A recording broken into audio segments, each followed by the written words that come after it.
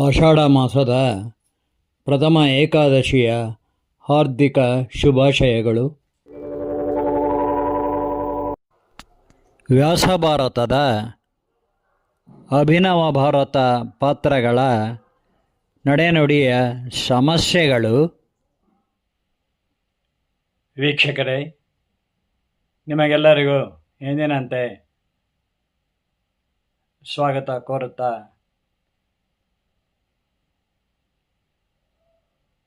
ಮಹಾಭಾರತದ ಆದಿಪರ್ವದ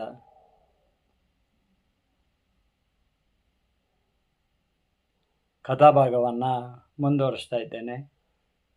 ಅಭಿನವ ಭಾರತ ಮಹಾಭಾರತ ಎಂದೆಂದಿಗೂ ನಿತ್ಯ ನೂತನ. ಪಾಂಡವರು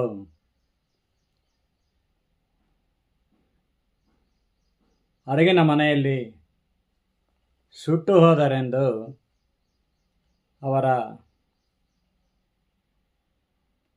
ಕರ್ಮಾಂತರಗಳನ್ನು ಮಾಡಿಸಿದ್ದಾನೆ ಮಹಾರಾಜ ಧೃತರಾಷ್ಟ್ರ.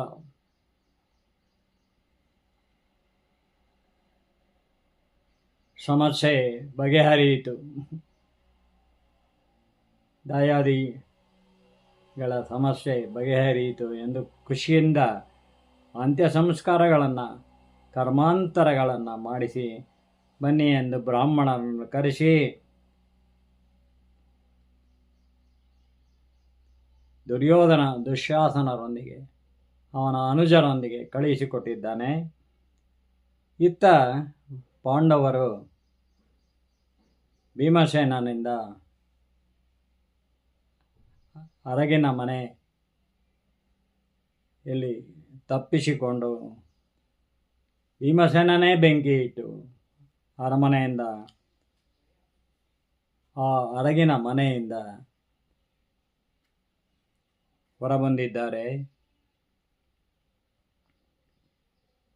ಪಾಂಡವರು ಅಂದಿನ ರಾತ್ರಿಯೆಲ್ಲ ನಡೆದವರು ಮಾರನೆಯ ದಿನ ಬೆಳಿಗ್ಗೆ ಗಂಗಾ ನದಿಯನ್ನು ದಾಟಿದ್ದಾರೆ. ಗ್ರಾಮ ಪಟ್ಟಣಗಳಿಗೆ ಹೋದರೆ ತಮ್ಮನ್ನು ಗುರುತಿಸುವರು ಎಂದೇ ದಟ್ಟಾರಣ್ಯದ ಹಾದಿಯಲ್ಲಿ ನಡೆದು ಬಳಲುತ್ತಾ ಮಧ್ಯಾಹ್ನದ ಹೊತ್ತು ಬಿಸಿಲೇರುತ್ತಿರಲು ಕುಂತಿಯು ತನಗೆ ಇನ್ನೂ ಹೆಜ್ಜೆ ಹಾಕುವುದು ಸಾಧ್ಯವಿಲ್ಲವೆಂದಾಗ ಭೀಮಸೇನನು ದೊಡ್ಡ ಆಲದ ಮರವೊಂದರ ನೆರಳಲ್ಲಿ ಹುಲ್ಲುಗರಿಕೆ ಹಸಿರೆಲೆಗಳನ್ನೆಲ್ಲ ಹಾಸಿ ತಾಯಿಗೆ ಮಲಗಲು ಅನುವು ಮಾಡಿಕೊಟ್ಟಾಗ ಮಲಗಿದ್ದಾಳೆ. ಆಕೆ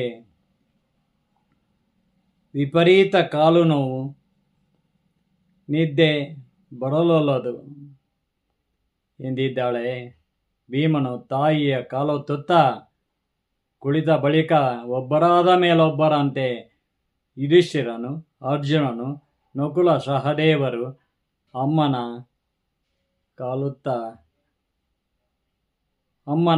ಕಾಲು ಒತ್ತುತ್ತಾ ಕುಳಿತಿದ್ದಾರೆ.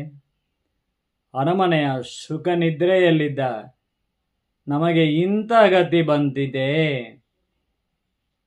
ಎಂದು ಕುಂತಿ ಕಡು ನೊಂದಾಗ ಬಲಭೀಮನ ಕಣ್ಗಳಲ್ಲೂ ನೀರು ದಳದಳ ಇಳಿದಿವೆ. ಕುಂತಿ ಕಂಗಾಲಾದುದ ಕಂಡು ಭೀಮ ಕಣ್ಣೀರೊರೆಸಿಕೊಂಡಿದ್ದಾನೆ. ಅವನನ್ನು ಕುಂತಿ ಸಮಾಧಾನಪಡಿಸಲು ಭೀಮನು, ನೀನು ಅರಮನೆಯ ಪಲ್ಲಂಗದಲ್ಲಿ ಮಲಗಬೇಕಾದ ರಾಜಮಾತೆ ಅಮ್ಮ. ಈ ದಟ್ಟಡವಿಯ ಹುಲ್ಲು ಎಲೆ ಹಾಸಿನ ಮೇಲೆ ಮಲಗಿರುವುದು ಕಂಡು ನನಗೆ ದುಃಖ ಒತ್ತರಿಸಿ ಬಂದಿತಮ್ಮ ಎಂದಿದ್ದಾನೆ ಭೀಮ. ಕುಂತಿಯು, ಭೀಮ, ಮನುಷ್ಯನು ಕಷ್ಟದಲ್ಲಿ ಕಲ್ಲಾಗಬೇಕು ಎಂದಿದ್ದಾಳೆ. ಯುಧಿಷ್ಠಿರನು, ಬೆಲ್ಲವಾಗಿರಬೇಕು ಬಂಧು ಬಾಂಧವರೊಳಗೆ ಎಂದವರು ಹಿರಿಯರೇ. ದುರ್ಯೋಧನನಿಗೆ ಇದು ಅರ್ಥವಾಗಲಿಲ್ಲ ಎಂದಿದ್ದಾನೆ. ಅತ್ತ ಸ್ವರದಲ್ಲಿ. ಆದ್ದರಿಂದಲೇ ಮಹಾಭಾರತ ಮನಮನೆ ಕತೆ ಅನ್ನೋದು.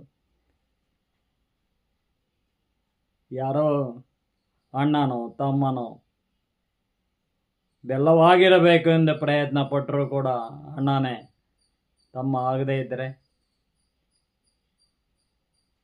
ಒಬ್ಬರ ಏಳಿಗೆ ಮತ್ತೊಬ್ಬರು ಸಹಿಸದೆ, ಛೇ ಧರ್ಮನಂದನ ಧೃತರಾಷ್ಟ್ರನು ಮಹಾರಾಜನಾದರೂ ತಾನು ಕುರುಡನೆಂಬ ಅರಿವಿನಿಂದ ತನ್ನ ಜ್ಯೇಷ್ಠ ಪುತ್ರ ದುರ್ಯೋಧನನಿಗೆ ಸರ್ವ ಸ್ವಾತಂತ್ರ್ಯವನ್ನ ಕೊಟ್ಟು ಬಿಟ್ಟಿದ್ದಾನೆ. ಅವನಿಗೆ ಬಂಧು ಬಳಗದ ಹಿತಾಸಕ್ತಿ ಬೇಕಿಲ್ಲ. ಅವನ ದುಷ್ಟ ಬುದ್ಧಿಯಿಂದಲೇ ನಾಶವಾಗುತ್ತಾನೆ. ಕುಂತಿಯು ಕ್ಷೀಣಿಸಿದ ಧ್ವನಿಯಲ್ಲೇ ಹೇಳಿದ್ದಾಳೆ. ಅಂತೂ ಇಂತೂ ಕುಂತಿ ಮಕ್ಕಳಿಗೆ ರಾಜ್ಯವಿಲ್ಲ ಎಂದೇ ಭೀಮ ಉಸುರ್ಗರೆಯಲು, ಚಿಂತಿಸದಿರು ಭೀಮ, ನೀವು ಸುದೀರ್ಘಕಾಲ ರಾಜ್ಯವಾಳುವಿರಿ ಎಂದಳಾಕೆ. ಎಲ್ಲರೂ ಅರ್ಜುನನು ತಂದ ಹಣ್ಣುಗಳನ್ನು ತಿಂದು ಮರದ ನೆರಳಲ್ಲಿ ಮಲಗಿದ್ದಾರೆ. ಭೀಮನು ಮಾತ್ರ ಅದು ಕ್ರೂರ ಮೃಗಗಳ ಕಾಡೆಂದೇ ಕಾವಲು ಕುಳಿತಿದ್ದಾನೆ. ಆ ಅರಣ್ಯವು ಹಿಡಂಬಾಸುರ ಎಂಬ ರಾಕ್ಷಸನ ಆವಾಸ ಸ್ಥಾನವಾಗಿದೆ. ಅದು ಅವರಿಗೆ ಗೊತ್ತಿರಲಿಲ್ಲ. ಅಷ್ಟರಲ್ಲಿ ಈಗ ಮನುಷ್ಯರ ವಾಸನೆ ಬಡಿದಿದೆ. ತಂಗಿ ಹಿಡಂಬೆಗೆ ಹೇಳಿದ್ದಾನೆ ಹಿಡಂಬಾಸುರ, ಹಿಡಂಬೆ,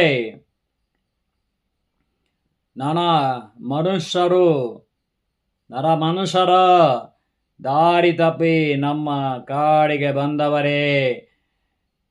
ಭಾಳ ದಿವಸಗಳ ಮೇಲೆ ನನಗೆ ನರಮಾಂಸ ಭಕ್ಷ್ಯ ಸಿಗುತ್ತೈತೆ. ಹೋಗಿ ಬೇಗ ಅವರನ್ನು ಹಿಡಿದು ತಾ ಎಂದಬ್ಬರಿಸಿ ತಂಗಿ ಹಿಡಂಬೆಗೆ ಕಳಿಸಿದ್ದಾನೆ.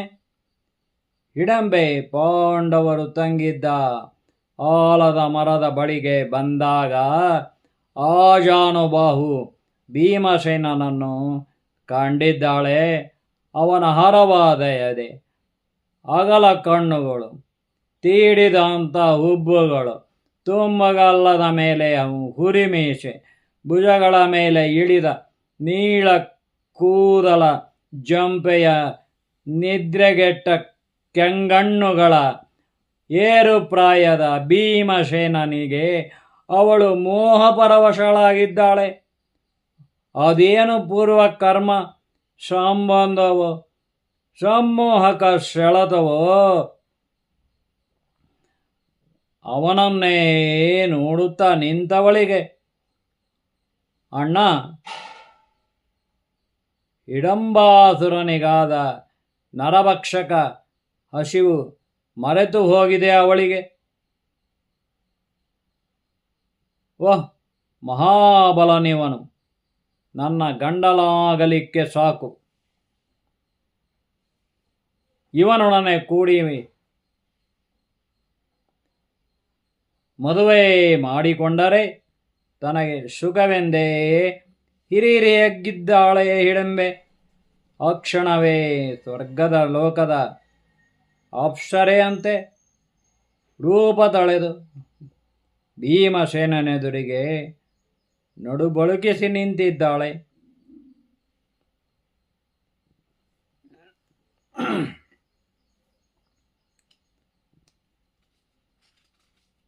ಓಹ್, ನೀವು ಯಾರಯ್ಯ?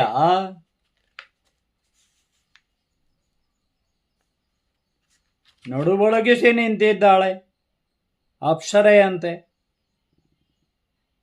ಹೇಳುತ್ತಾಳೆ, ನೀವು ಯಾರಯ್ಯ? ಇಲ್ಲಿಗೇಕೆ ಬಂದಿರಿ?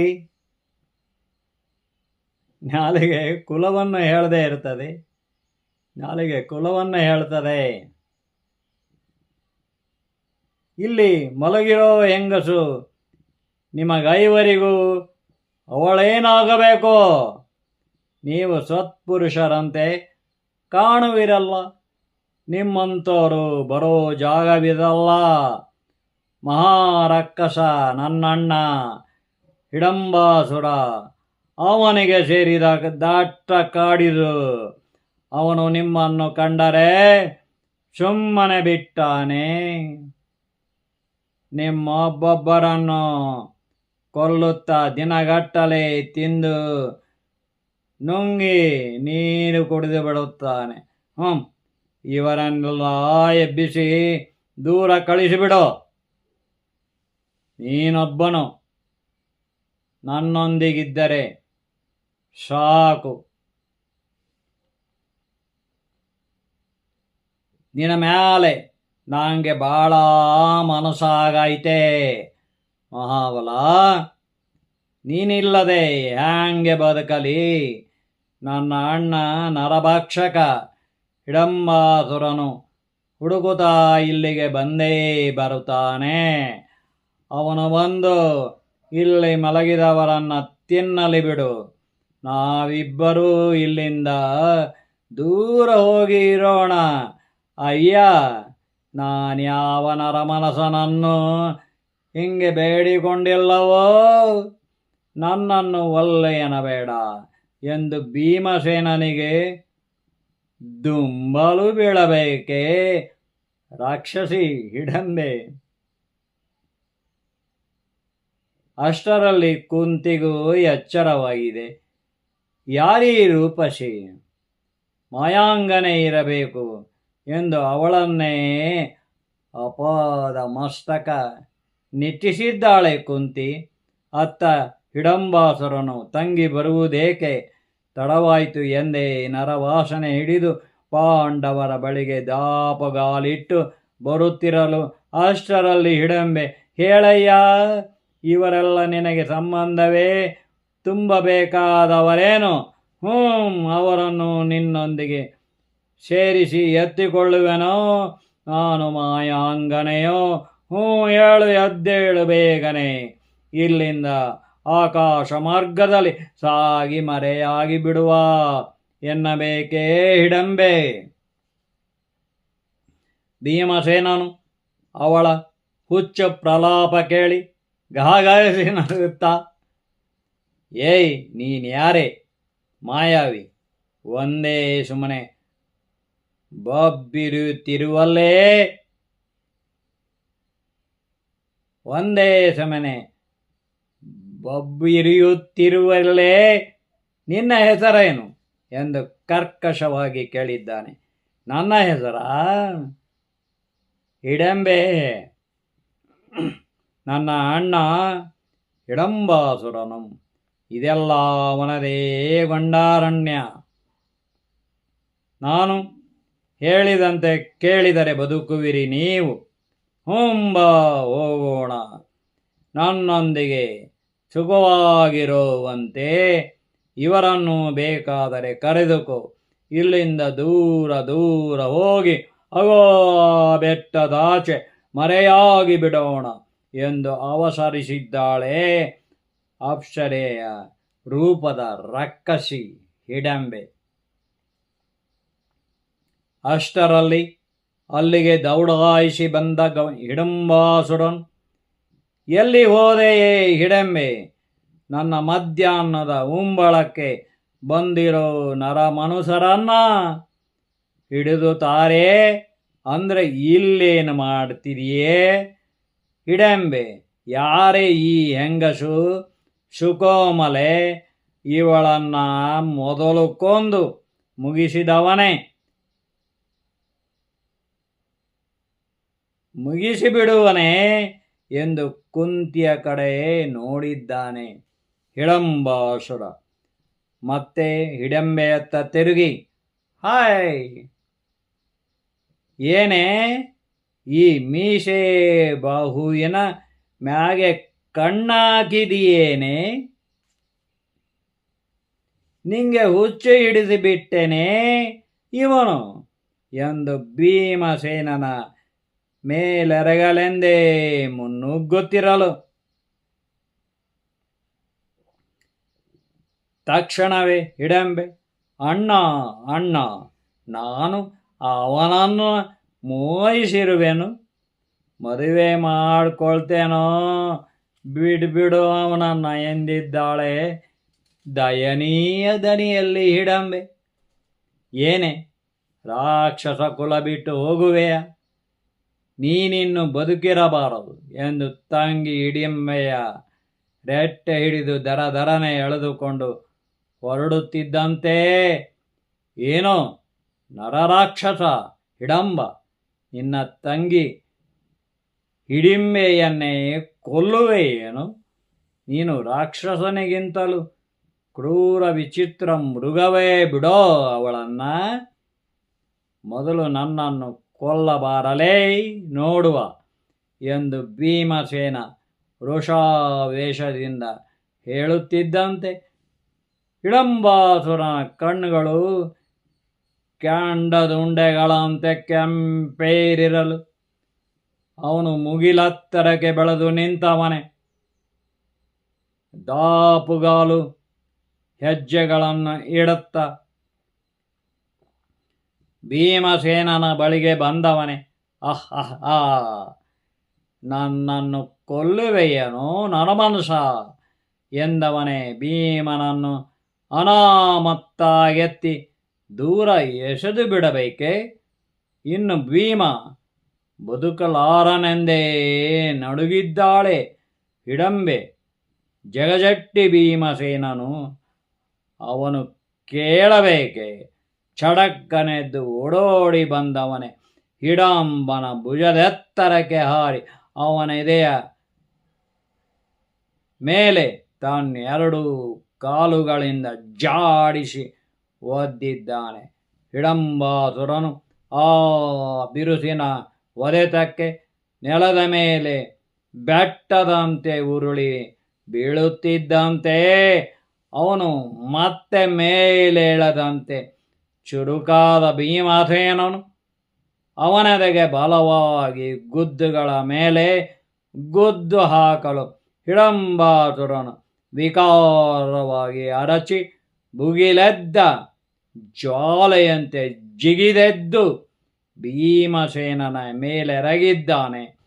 ಭೀಮಸೇನನು ಅವನ ದೇಹ ಬಲಕ್ಕೆ ಉಬ್ಬೇರಿಸಿ ಓ ದೇವರೇ ಎಂದು ಪಿಸುಗುಟ್ಟಿದ್ದಾನೆ. ಅಷ್ಟರಲ್ಲೇ ಅವರಿಬ್ಬರ ಕಾಳಗದಿಂದ ಎಚ್ಚರಗೊಂಡ ಯುಧಿಷ್ಠಿರನು ನಕುಲ ಸಹದೇವರು ಭೀಮನನ್ನೇ ನೋಡುತ್ತಿದ್ದಂತೆ ಪಡುವಣ ದಿಗಂತದಲ್ಲಿ ಸೂರ್ಯನು ಕೆಂಪಡರಿ ಮುಳುಗುತ್ತಿರಲು ಇನ್ನು ರಾತ್ರಿ ಆಯಿತೆಂದರೆ ರಾಕ್ಷಸರ ಬಲವಿನ್ನೂ ಹೆಚ್ಚುತ್ತದೆ. ಹಿಡಂಬಾಸುರ ಮಾಯಾ ಕಾಳಗಕ್ಕೆ ಇಳಿಯುತ್ತಾನೆ ಎಂದೇ ತಿಳಿದ ಯುಧಿಷ್ಠಿರನು, ಭೀಮಾ, ಕತ್ತಲಾಗುತ್ತಿದೆ, ಆ ರಾಕ್ಷಸಿಯನ್ನು ಬೇಗ ಕೊಂದು ಬಿಡು ಎಂದು ಹೇಳುತ್ತಿದ್ದಂತೆ ಭೀಮಸೇನನು ಜೋರಾಗಿ ಮುನ್ನುಗ್ಗಿ ಮರದ ಕಾಂಡದಂತ ಹಿಡಂಬನ ಒಂದು ಕಾಲನ್ನು ತಿರುಚಿದವನೇ. ಅವನ ಡೊಳ್ಳು ಹೊಟ್ಟೆಗೆ ಜಾಡಿಸಿ ಒದ್ದಿದ್ದಾನೆ. ಆ ಕ್ಷಣವೇ ಆ ದಟ್ಟಾರಣ್ಯವೆಲ್ಲ ಪ್ರತಿಧ್ವನಿಸುವ ಹಾಗೆ ಹಿಡಂಬಾಸುರನು ವಿಕಾರವಾಗಿ ಕಿರುಚಿ ಗಗನದೆತ್ತರಕ್ಕೆ ಎಗರಿ ನೆಲಕ್ಕೆ ಬಿದ್ದು ಸತ್ತಿದ್ದಾನೆ. ಬಲೆ ಬಲೆ ಭೀಮ ಎಂದು ಕೇಕೆ ಹಾಕಿದ ಅರ್ಜುನನು ನಕುಲ ಸಹದೇವರು ಭೀಮಸೇನನನ್ನು ಭುಜದೆತ್ತರಕ್ಕೆ ಎತ್ತಿಕೊಂಡು ಸಿಂಹನಾದ ಮಾಡಿದ್ದಾರೆ.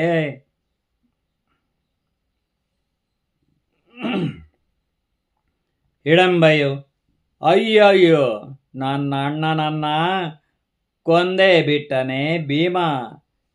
ತಂದೆ ತಾಯಿ ಕಾಣದೇನೆ ಬೆಳೆದೆ ನಾನಿನ್ನು ಅದೇಗೆ ಒಬ್ಬಳೇ ಬದುಕಲಿ ಎಂದು ಗೋಳಾಡಿದ್ದಾಳೆ ಹಿಡಂಬೆ. ತಾನು ಮೋಹಿಸಿದವನ ಹೆಸರು ಭೀಮಸೇನನೆಂದೇ ತಿಳಿಯಲು ಅವನ ಕಾಲಿಗೆ ಎರಗಿದವಳೆ. ಇನ್ನಿಲ್ಲದಂತೆಯೇ ಬೇಡಿಕೊಂಡಿದ್ದಾಳೆ. ಅದುವರೆಗೂ ಭೀಮನ ಭುಜಬಲ ಪರಾಕ್ರಮ ಕಂಡು ನಿಬ್ಬೆರಗಾದವಳ ಉತ್ಸಾಹವು ಅಡಗಿ ಇದೀಗ ಪ್ರೇಮಾಂಕುರವಾಗಿ ಪರಿಣಮಿಸಿದೆ ಅವಳಿಗೆ. ಅವಳು, ಭೀಮ, ನನ್ನ ಈ ಕೈ ಬಿಡಬೇಡವೋ, ಇನ್ನು ನೀನಲ್ಲದೆ ಇನ್ಯಾರು ಗತಿಯೋ ನನಗೆ ಎಂದು ಕರುಣಾರ್ಥಳಾಗಿ ಕಣ್ಣೀರುಗರೆಯುತ್ತ, ನಿನ್ನ ತಮ್ಮ ಭೀಮನಿಗೆ ಹೇಳಯ್ಯ ನನ್ನ ಮದುವೆ ಮಾಡ್ಕೋ ಅಂತ ಎಂದು ಯುಧಿಷ್ಠಿರನಿಗೆ ದುಂಬಲು ಬಿದ್ದಿದ್ದಾಳೆ ಆ ರಾಕ್ಷಸಿ ಹಿಡಂಬೆ. ಅಣ್ಣ, ಇದೇನು ನನ್ನ ಕರ್ಮ? ಈ ರಾಕ್ಷಸಿ ನನಗೆ ಗಂಟು ಬಿದ್ದಾಳಲ್ಲ. ಏಯ್, ಸುಮ್ಮನೆ ಹೊರಟು ಹೋಗಿ ಹಿಡಂಬೆ, ಇಲ್ಲದಿದ್ದರೆ ನಿನ್ನನ್ನು ಮುಗಿಸಿ ಬಿಡುತ್ತೀನಿ, ಹುಷಾರ್ ಎಂದವನೇ ಭೀಮಸೇನ ಕಡುಕೋಪದಿಂದ ಅವಳಿಗೆ ಬೆದರಿಕೆ ಹಾಕುತ್ತಿದ್ದಂತೆ. ಹಿಡಂಬೆಯು ಅವಳು ಮೂಗಿಲು ಮುಟ್ಟಿದೆ ಕುಂತಿಯ ಪಾದಗಳ ಬಳಿ ಬಂದು, ನಿನ್ನ ಮಗ ಭೀಮಸೇನನಿಗೆ ಹೇಳು, ನೋಡಿದೆಯ, ನನಗಿದ್ದ ಒಬ್ಬ ಅಣ್ಣನು ಇಲ್ಲವಾದ, ಇನ್ಯಾರು ನನಗೆ ದಿಕ್ಕು? ನಿಮ್ಮನ್ನೆಲ್ಲ ಅದೇಗೆ ಕೊಲ್ಲಲಿ? ಅದು ನನ್ನಿಂದ ಆಗೋಲ್ವೇ?